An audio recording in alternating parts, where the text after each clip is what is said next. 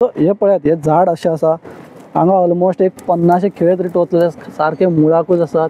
मागीर एक सरी मारलेली आसा हांगा. अशे कितकेशेच हे आसा हेच्या वयल्यान अशें झाडे मरतले कशें दिसता ते.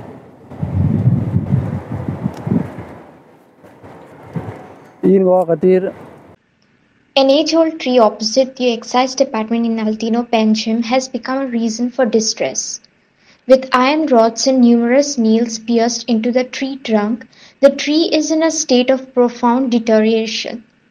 Despite being in a close proximity to the government office, there has been utter lack of action from the responsible authorities who have chosen to ignore this pressing issue.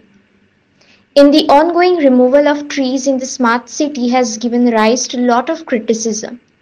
However, the tree near excise department has become a cause of concern.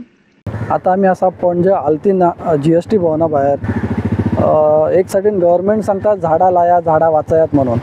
जी आताची गरमी पळयत जाल्यार झाडां कितकी important आसात ही दिसून येतात. आमी हांगा GST भवना भायर एक झाड अशें पळयल्लें आसा. त्या झाडार ऑलमोस्ट एक 50 ते 100 ती खिळे टोपलेले आसात. सो कितें तेचो प्रयत्न आसा की झाड मारपाचें आसा काय कित्याक लागून मारलेलें आसा ती काय गजाल आमकां कळोंक ना. बट अशें झाड मागीर ते फुडें जगतले काय मरतले काय कळना. हे एक झाड आसा.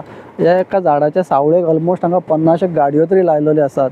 आनी काय बरी थंड सारको हांगा सावळी आसा.